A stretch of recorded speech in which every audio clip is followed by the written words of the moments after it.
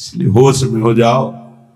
यदि अभी तक पापाचरण से धन कमाया हो तो उसको ऐसी जगह दान कर दो जहां दूसरों की दवाइयां होती हो, दूसरों के कष्ट निवारण होते हो, दूसरों का उदर पोषण होता हो, वस्त्र आदि, गौओं का चारा आदि अगर हो, अधर्म पूर्वक कमाया हो तो हटा देना, नहीं मरोगे तो दुर्गति होगी और जिंदा में परिवार को नाश कर देगा वो धन। लिख लो हमारे शब्द, जिंदा में जिनके लिए तुम एकत्रित किया उनका नाश करेगा, बुद्धि का नाश, स्वास्थ्य का नाश, तांडव मचाएगा घर में अधर्म का धन। और मरोगे तब कह रहे कि तुम्हारी दुर्गति कर देगा, वही अधर्म का कमाया धन यहां बैंक में रह जाएगा, उसका कमाने का जो कर्म था वो तुम्हारी दुर्गति कर देगा। महाराज अत्रि कह रहे हैं तस्मान ग्राह्य में वही तत् सुखमानंत्यमिच्छता, इसलिए परम सुख प्राप्ति के लिए अधर्म पूर्वक धन कमाने की इच्छा मत करो। अनंत महिमा में भगवान ने धर्म की स्थापना की, पहले धर्म फिर धन, धर्म अर्थ काम मोक्ष, पहले धर्म, धर्म को आगे रख करके धन कमाओ। पहले था चाहे प्राण चले जाए धर्म नहीं जाना चाहिए। देखा महापुरुषों को, गुरुजनों को कि प्राणों की बाजी लगा दी, शहीद हो गए अपने राष्ट्र पर, अपने धर्म पर, अपने भगवत भाव पर। परः पराणाम पुरुषो यस्य तुष्टो जनार्दनः सा प्राप्नोत्यक्षयं स्थानमेतत् सत्यम मयोदितम्। इस माया से परे परमात्मा है, वह परम पुरुष जनार्दन श्री कृष्ण जिस कार्य से, जिससे संतुष्ट हो गया वही परम सुखी, वही परम धनवान, वही अक्षय पद को प्राप्त करता है। मैं सत्य सत्य सत्य कहता हूं। इसलिए मानव जीवन प्राप्त करके धर्म का आचरण करो। धर्म के द्वारा संपादित किया हुआ तुम्हारा जीवन, जितने भी कर्म, वो तुम्हें महासुख प्रदान करेंगे। ना गुणान गुणिनो हंति स्तौति मंद गुणानपि नान्य दोषेषु रमते सानसूया प्रकीर्तिताः। जब कभी किसी गुणी की तुम्हारे सामने प्रशंसा होने लगे तो खंडन मत करना, किसी के गुणों का खंडन मत करो।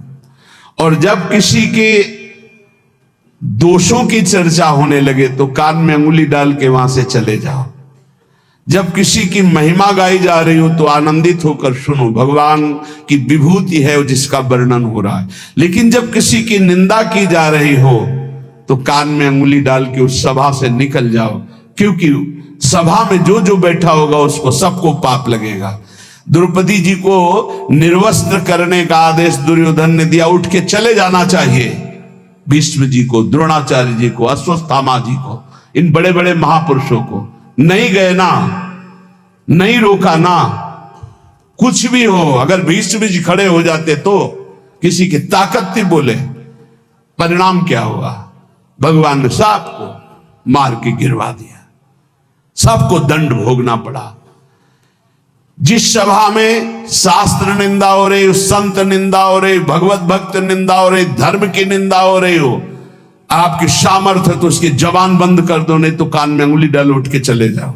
उत्तम बात यही, कान में अंगुली डाल उठ के चले जाओ, क्योंकि सामर्थ्य की बात कानून विरुद्ध हो जाएगी। कुछ भी करना कानून के विरुद्ध होगा। परस्मिन् बंधु वर्गे वा मित्रे द्वेषे रिपौ तथा आपन्ने रक्षितव्यम तु दयैषा परिकीर्तिताः। चाहे कोई पराया, चाहे कोई अपना हो, चाहे भाई हो, चाहे दुश्मन हो, यदि आप भक्त हैं तो आपका व्यवहार राग और वैर से रहित होना चाहिए। भाई के प्रति राग नहीं और दुश्मन के प्रति वैर नहीं। अगर भारी विपत्ति में भाई फंस जाए तो हम कैसे करेंगे उसकी दुख निवृत्ति? ऐसे अगर दुश्मन भी फंस जाए तो हम उसकी दुख निवृत्ति का कार्य करेंगे। दुश्मन है, वो हमें गाली देता है, अपमानित करता है, हमारा बुरा चाहता है, लेकिन हम उसका मंगल चाहेंगे, बोले उसे भक्त कहते हैं। उसे कहते हैं वो राग द्वेष रहित भगवान का भक्त जो दयावान है। आन संशयम क्षमा सत्य महिंसा दान मार्जवम प्रीति प्रसादो माधुर्यम मार्दवम च यमादस। यम और नियम ये जिसके जीवन में होते हैं वो बहुत दैवी संपदावान माना जाता है, भागवतिक माना जाता है। यम किसे कहते हैं? ये 10 होते हैं, यम 10 और नियम 10 होते हैं। यम पहला है अनुशंसम, अक्रूरता, किसी के प्रति भी क्रूर वचन क्रूर व्यवहार बिल्कुल नहीं होना चाहिए। क्रूरता तब आती है जब हमारे विपरीत कोई व्यवहार करता है, तब उसके बोलने की क्रूरता हो जाती है, चेष्टा में क्रूरता हो जाती है, हृदय में क्रूरता हो जाती है। अचानक आक्रमण होता है। अगर संबोधन करके आवे कि तुम्हारी परीक्षा हो रही तो शायद साधक सावधान हो जाए, पर अचानक आक्रमण माया का होता है। वो संभल ही नहीं पाता कि मेरी परीक्षा हो रही, और वो क्रूर बोल देता है, क्रूर कर्म कर देता है, क्रूर चिंतन कर देता है। इसका मतलब यम कमजोर है, यम नियम में वो कमजोर है। पहला यम है अक्रूरता, न वाणी में क्रूरता हो, न शरीर में चेष्टाओं में क्रूरता हो, न मन में क्रूरता हो, अक्रूरता। दूसरा है क्षमा, सबसे बड़ा बल है क्षमा। कोई कितना भी कैसा भी व्यवहार करे, क्षमा बल से उसे जीत लेना चाहिए। तीसरा है सत्य, सत्य के समान कोई दान नहीं, कोई पवित्रता नहीं, कोई बड़ा अनुष्ठान नहीं। वाणी से सत्य बोलने का नियम बना ले। कलिकाल है, इतना झूठ का बोलबाला है, पूछो मत। झूठ है ही झूठ, औरों से तो और जाने तो गुरु जी से झूठ। कई बार कहा है कि एक घर तो छोड़ दो गुरुदेव का, कम से कम उनके सामने तो सत्य बोलो। एक क्षण में उनसे भी झूठ, और जबकि पता है कि उनको पता हो जाएगा, फिर भी झूठ बोल देना। अरे भाई, फांसी थोड़ी लग जाएगी, डांट लग जाएगी, गुस्सा हो जाएंगे, पर हम सत्य बोल देंगे तो हमारा अपराध क्षमा हो जाएगा। सत्य एक जगह तो नियम ले लो तो सब जगह धीरे धीरे फिर भाव मानी संख्या से सवाल हल हो जाएगा। एक जगह सत्य बोलना शुरू कर दो। वाणी में सत्य बोलना, ये यम का नियम। अक्रूरता, क्षमा और सत्य। हमारा जब वाणी में सत्य होगा तो आचरण भी सद आचरण होंगे, फिर हमारा विचार भी सद विचार होगा, और संग भी सत्संग होगा। यम अगला सत्य के बाद अहिंसा, किसी की भी हिंसा न करना, न मन से, न वचन से, न कर्म से। सत्यम, अहिंसा और दान। सुधन धन्य प्रथम गतिया की दान। बस दान का तात्पर्य इतना ही समझ लो, अहंकार रहित त्वदीयम वस्तु गोविंदम तुभ्यमेव समर्पये। हे प्रभु, आपके द्वारा दी हुई वस्तु, तो ये परिवार से थोड़ा, हमारे परिवार भर के लिए इतना प्रयोग हो गया, 10 रुपया बढ़े, बस ऐसा। ये हमने कहीं नहीं सुना। गरीब आदमी अगर एक बछिया दान करता है तो एक राजा 1 करोड़ गाय दान करे स्वर्णिम आभूषणों से अलंकृत करके, तो उस गरीब आदमी की बछिया के बराबर नहीं होगा। ध्यान रखना, जो गरीब होकर के दान करता है उसका विशेष महत्व होता है। उसकी 4 रोटी उसके पूरे जीवन के कमाई मेहनत से, और तुम 4 करोड़ ऐसे, तो उसकी रोटी के बराबर नहीं हो सकता है।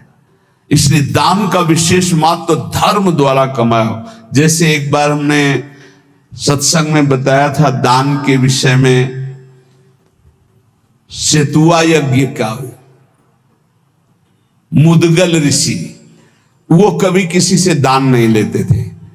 तो शीलोंच वृत्ति के द्वारा वो अपना उदर पोषण करते। शील कहते हैं जो किसान अपना खेतों से अन्न का अधिकार ले चुका है, अब वो ऐसे खेत उनमें जो दाने बाली पड़ा है उसे बिन लेना। उंच कहते हैं जो बाजार में जहां अन्न की बाजार लगी वो उठ चुकी है, इसके बाद जो दाने गिरे उनको उठा लेना। तो वो ऐसे 2-4 किलो सब मिला करके होता होगा। उससे 12 महीना सतुआ बना लेते थे और उसको थोड़ा थोड़ा 12 महीना और उसी से तप करते थे। एक दिन वो सतुआ पिसा के रखे ही कि इतने में परीक्षार के लिए भगवान अतिथि रूप में आ, बहुत भूखा हूं हे ऋषि, क्या हमारे उदर पोषण की व्यवस्था हो सकती है? तो उनका हाँ भी तो साल भर के लिए सतुआ एकत्रित ही किया। वो परोसते गए, वो पाते गए और तो पूरा साल भर के लिए जो एकत्रित किया था वो सब सतुआ पा गए। चाट चाट के पा लिया कुछ, तो उनका भगवान पूरे साल की व्यवस्था इतनी जब इसके आगे तो है ही नहीं। तो उनका चलो हम छक भी गए हैं बहुत, और डकार ली और चले। तो एक नेवला वहां से निकला तो जो 2-4 दाने सतुआ के गिरे थे वो उसके शरीर में छू गए तो स्वर्णिम हो गया, आधा स्वर्ण का। बड़ा उसको चमत्कार मिला। तो जब सुना महाराज युधिष्ठिर की राजसूय यज्ञ हो रही, इतनी बड़ी ब्रह्मा शंकर आदि बड़े बड़े महापुरुष, स्वयं भगवान सच्चिदानंद श्री कृष्ण द्वैपायन व्यासदेव जी सब विराज, तो नेवला पूरी पंगतों में लौटता हुआ घूमता, कहीं स्वर्ण का नहीं हुआ। तो भगवान श्री कृष्ण के पास से निकलकर महाराज युधिष्ठिर वहीं बैठे थे। कहा महाराज तुम्हारी यज्ञ मुद्गल ऋषि की सतुआ यज्ञ के बराबर भी नहीं है। तो भगवान श्री कृष्ण ने कहा ऐसा क्यों कह रहे हो? आज तक किसी चक्रवर्ती सम्राट ने ऐसी यज्ञ नहीं की जिसमें स्वयं मैं विराजमान हूं और सब मेरी विभूतियां विराजमान है और सब शास्त्रीय पद्धति से हो रही। तुम ऐसी निंदा क्यों कर रहे हो महाराज राजसूय यज्ञ की युधिष्ठिर की? तब उन्होंने पूरी कथा सुनाई कि सतुआ यज्ञ वाली। तो बोले महाराज मैं पूरा लौट के देख लिया, एक रुआ भी सोने का नहीं हुआ, तो हुआ ना आपकी यज्ञ उनसे छोटी? तो भगवान ने कहा हाँ, मुद्गल ऋषि की सतुआ यज्ञ के बराबर तो राजसूय यज्ञ नहीं। क्यों? वो अकिंचन, प्रतिग्रह रहित।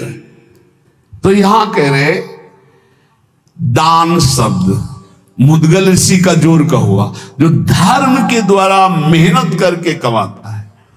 जब कोई राधा बाबा से कभी कोई दक्षिणा देने की बात आई, एक बार राधा बाबा ने भागवत सुना तो कहा भाई भागवताचार्य को दक्षिणा देनी चाहिए, कोई दक्षिणा देगा? पर धर्म की कमाई का, अगर पाप की कमाई का दिया तो समझ ले तो किसी की जेब में नहीं।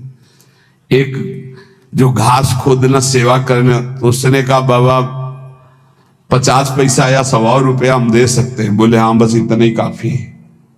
बाबा ने लिया और कहा भागवताचार्य जी से ये दक्षिणा।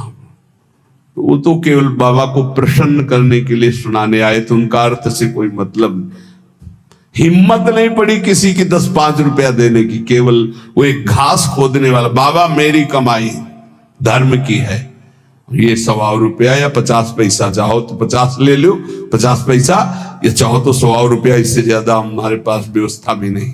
ये दान वही जो मेहनत के द्वारा किया हुआ। फिर दूसरे यम आगे नम्रता, नम्रता विद्या विनयम ददाति। आज पढ़ लिख करके उद्दंड बनते हैं, पढ़े लिखे। पूछो अपने माता पिता के पैर छूते हो? नहीं। माता पिता कहते हैं कहां जा रहे हो? बोले आप अपना देखो, हम स्वतंत्र हैं, हमारा जीवन अपने, हम जो कर रहे हैं वो तुम्हारा अधिकार नहीं। ये है विद्या, ये है विनयम ददाति, ये है विनय। कठोर शब्द बोल रहे हैं माता पिता को, उद्दंडता पूर्वक व्यवहार कर रहे हैं, गुरु का उपहास कर रहे हैं, टीचर का उपहास कर रहे हैं। बच्चों को देखो ना, टीचर का उपहास कर रहे हैं। नम्रता विद्या से आती है, विद्या विनयम ददाति। पढ़ना लिखना ये तभी सार्थक है जब विनय आ जाए। उल्टा हो रहा है, जितना विद्या वो घमंड बढ़ता चला जा रहा है, अहंकार बढ़ता चला। विद्या रूप महत्व कुल धन जौवन अभिमान, कुछ नहीं मिला, कोई विद्या नहीं। जो जितना विवेकवान जितना विद्यावान उतना विनयी पाया गया, घमंडी नहीं पाया गया। क्या उल्टा होता है? क्यों उल्टा होता है? क्योंकि गुरुजनों के चरणों में बैठकर विद्या नहीं ली गई है। इसीलिए पहले गुरुकुलों में भेजा था महापुरुषों के समीप के, वहां विद्या विनय प्रदान करती थी। रजोगुण रहित जीवन ऋषियों के समुदाय में एक भागवतिक वातावरण, नम्रता, फिर है सबसे प्रीति। सब जीवन सुप्रीति रीत निभाता अपनी, सबसे प्रेम का व्यवहार, लेकिन निष्काम, किसी से कोई कामना नहीं। फिर यम में आता है प्रसन्नता, संतुष्टायन के हर स्थिति में तुम्हारा मन प्रसन्न होना चाहिए। फिर मधुर वाणी, जब बोलो हंसी बोले बहु मान दे, परुख वचन कबहु न कहाए। और कोमलता, हृदय बड़ा कोमल होना चाहिए। ये 10 लक्षण यम कहलाते हैं। कहा जाता है ना, यम नियमों का पालन करने से ही भगवत प्राप्ति होती। तो अक्रूरता, क्षमा, सत्य, अहिंसा, दान, नम्रता, प्रीति, प्रसन्नता, मधुरवाणी, कोमलता, ये 10 यम हैं और ये 10 नियम हैं। शरीर की पवित्रता, वस्त्र की पवित्रता और मन की पवित्रता, तीनों पवित्र होने चाहिए। बिल्कुल ऐसे पशुतावरे, हाथ कोई धोले तो बड़ी बात है, पहले जल लेके साधु लंगोटा सोटा कमंडल, ये बिल्कुल अब इतना वीआईपी है कि कमंडल रखना बेइज्जती की बात हो जाएगी ना। बाबा जी कमंडल कैसे? कमंडल है, डंडा है, बंधा लंगोटा, काछ वाछ मन निश्चल राखे, धन धन जननी तेरी। रास्ते में लोग शंका लगी तो कैसे हो गए? आचमन करना है, मुद्रेंद्री का प्रक्षालन करके, हस्त प्रक्षालन करके, आचमन करके, तब है पवित्रता का ऐसे पूरा शुद्ध वातावरण, शरीर पवित्र, वस्त्र पवित्र, मन पवित्र। नियम, सबसे पहला नियम पवित्रता, शरीर पवित्र, वस्त्र पवित्र, विचार पवित्र, कितना बढ़िया जीवन होता। दूसरा नियम में है यज्ञ। तो यज्ञानाम जप यज्ञ, उसमें सबसे बड़ी यज्ञ है जप यज्ञ। राधा राधा राधा, नियम ले लो जप यज्ञ का। नियम में तीसरा है तप, अपने धर्म का पालन करते हुए जो आपको कष्ट मिलता है उसको सहना तपस्या कहते हैं। जैसे आप प्रातःकालीन वेला में, प्रातःकालीन क्या, अर्धरात्रि वेला में जगते हैं। प्रातः काल तो 4 बजे से होता है, यहां तो अखंड कीर्तन ही चलता रहता है। पर रोड में हम जब 2 सवा 2 बजे उतरते हैं तो 10-20 हजार लोग खड़े होते हैं और सब साधक जन सेवा में रहते हैं। तो इसका मतलब 1 बजे जगे होंगे, तब तो वहां सेवा में पहुंचे। और वो लोग तो हो सकता है कोई 12 बजे से खड़ा हो, कोई 11 बजे से, कोई 1 बजे से। अब जो नींद नहीं लिया, जो कष्ट से, इसे तपस्या के, इससे पाप क्षीण होते हैं, इससे बहुत लाभ प्राप्त होता है। ये बाहरी तपस्या है। समय से स्नान करना, चाहे गर्मी हो चाहे सर्दी हो, समय से अपनी दिनचर्या में आना, चाहे जितना कष्ट हो, ये बाह्य तपस्या में होता है। भोजन आदि ना मिल पाना, फिर भी अपनी दिनचर्या करना। और आंतरिक तपस्या मानी जाती काम क्रोध लोभ आदि को सहना, इनको सहना आंतरिक तपस्या के। इन तपस्याओं के अलावा और भी बहुत सी तपस्याओं का वर्णन, पर वो खास बात नहीं। आए हुए वेग को सह जाए सो महात्मा, काम के वेग को, क्रोध के, लोभ के, मोह के वेग को जो सह जाए, ये सबसे बड़ी तपस्या। नियम पवित्रता, नियम जप, नियम तप, कष्ट सहने का स्वभाव, नियम दूसरों को सुख देने का स्वभाव। आओ बैठो बैठो, मृदु भाषण। आप जल पिएंगे? अच्छा, श्री जी का कुछ भोग लगा, आप थोड़ा प्रसाद पा लीजिए।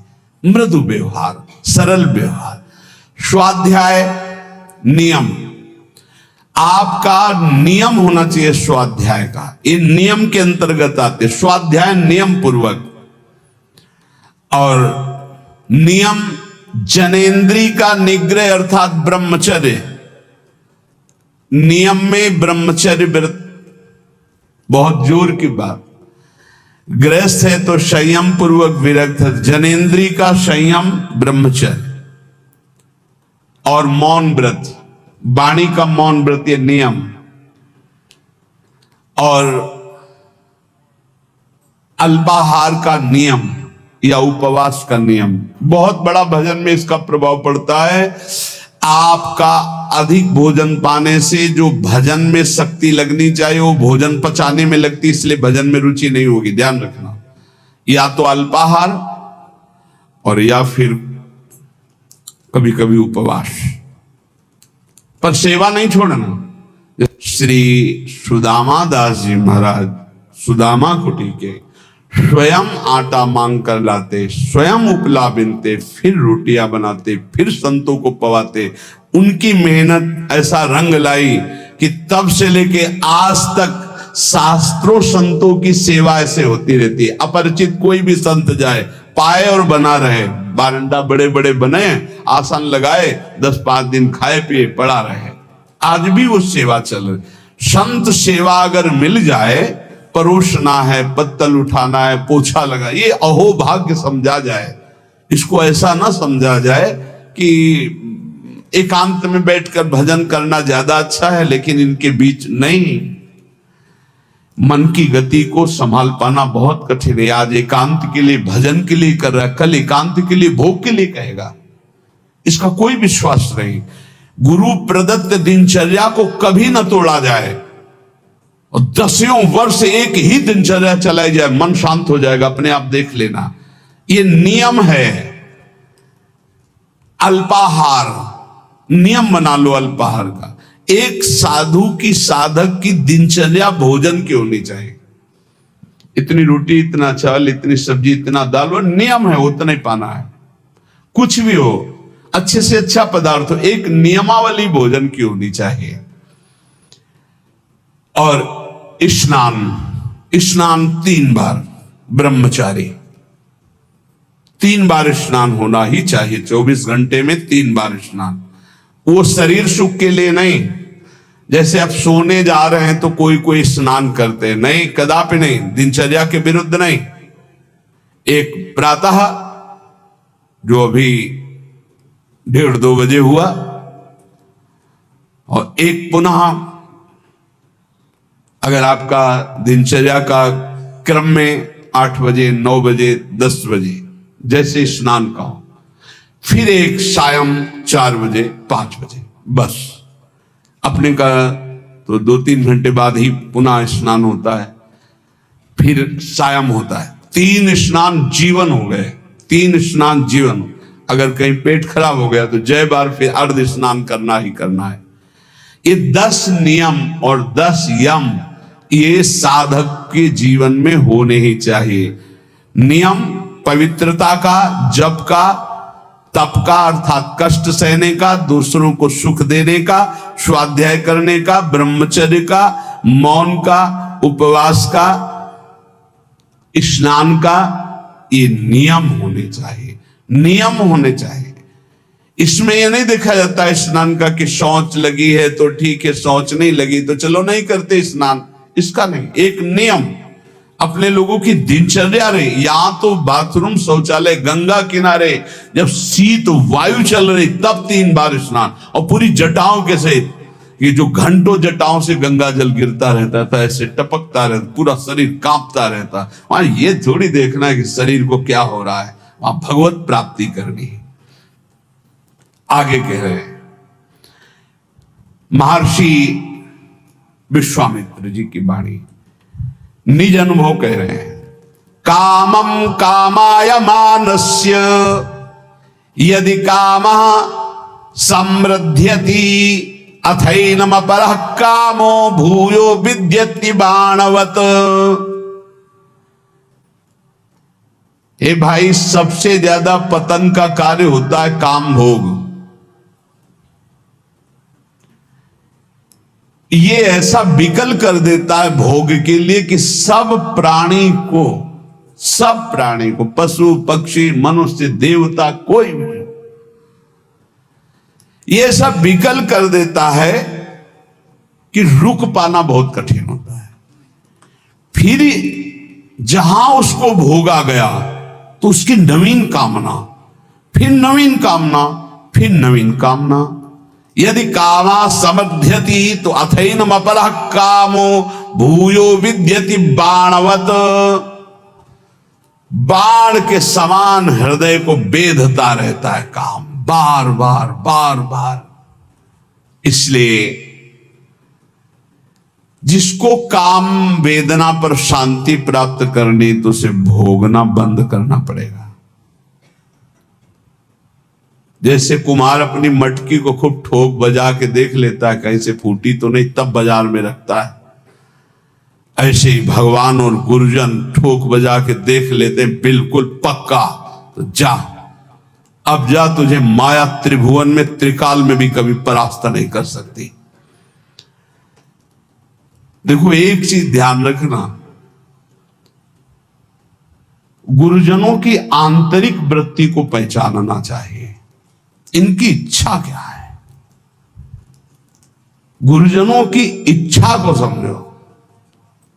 जैसे भगवान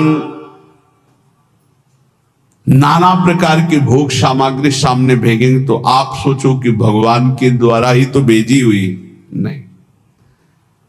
आपको देखना है भगवान की इच्छा क्या है, तो गीता पढ़िए। गीता जी में भगवान आप बोल रहे हैं ऐसा करो ऐसा ना करो। ऐसे गुरुजन जब बोलते तो उनकी बात पकड़ो, इसके बाद वही सामग्री आपको देंगे, ये लो ये लो ये लो, तो आपको पकड़ना नहीं। आपने कहा था नहीं नहीं आप लीजिए खाइए, आप कह तो रहे लेकिन आपने कहा था कि नहीं खाना है, तो हम ही कह रहे हैं खाइए ना। हमें लगता है आपने कहा था कि नहीं खाना तो हमें नहीं खाना चाहिए, तो देख लो फिर तुम जैसा। अंदर अंदर वो खुश हो रहे हैं, शाबाश शाबाश, निकल जा निकल जा।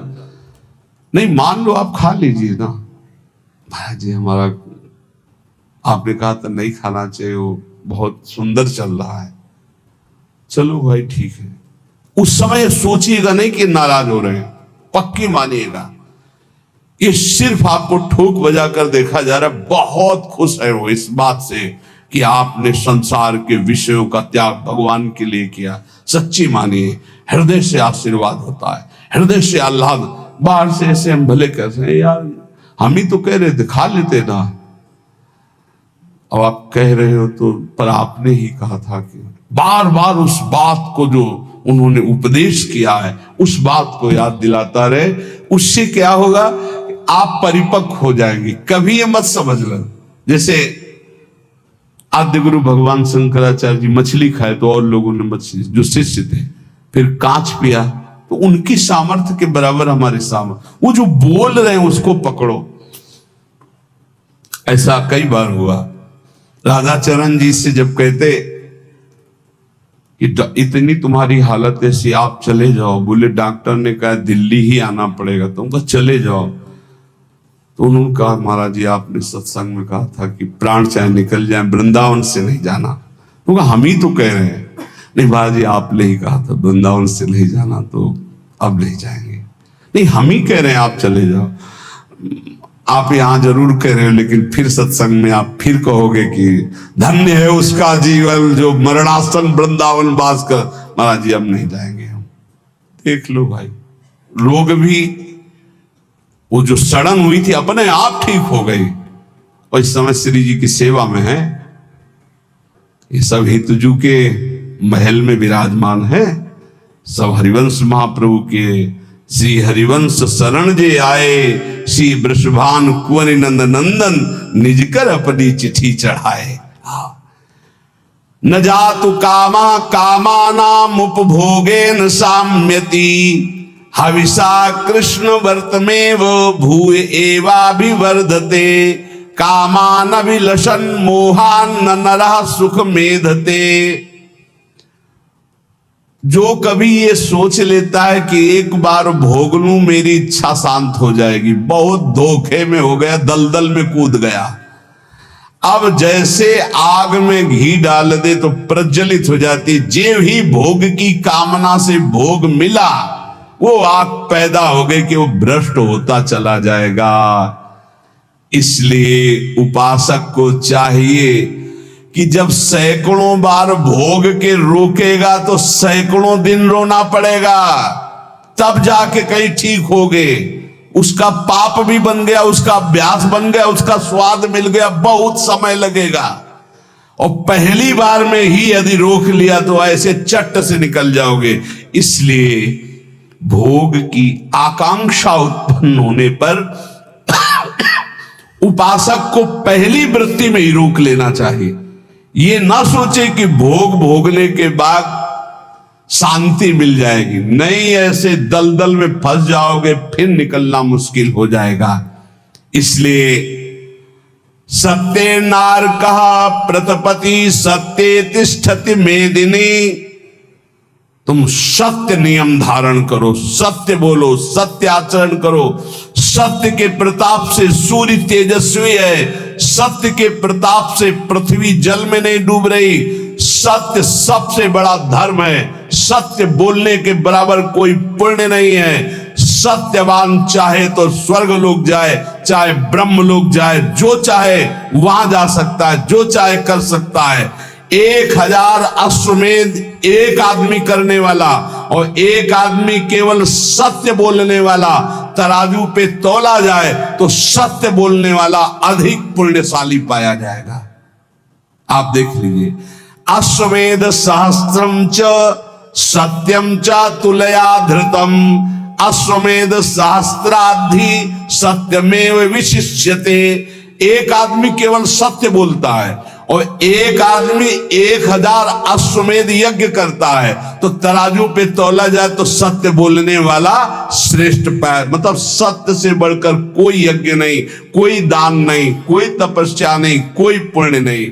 इसलिए सत्य का ही वचन पूर्वक बोलना, सत्य का ही चिंतन करना, सत्य का ही आचरण करना, तो सच्चिदानंद रूपाय प्रभु श्री कृष्ण की निश्चित प्राप्ति हो जाएगी। खूब नाम जप करो, जो सत्संग सुना है उसका मनन करो, गंदे आचरणों का त्याग करने का नित्य प्रति उत्साह रखो। भगवान सबको बल प्रदान करेंगे और इसी जन्म में हम सब भगवत प्राप्ति करें। श्री राधा वल्लभ लाल की।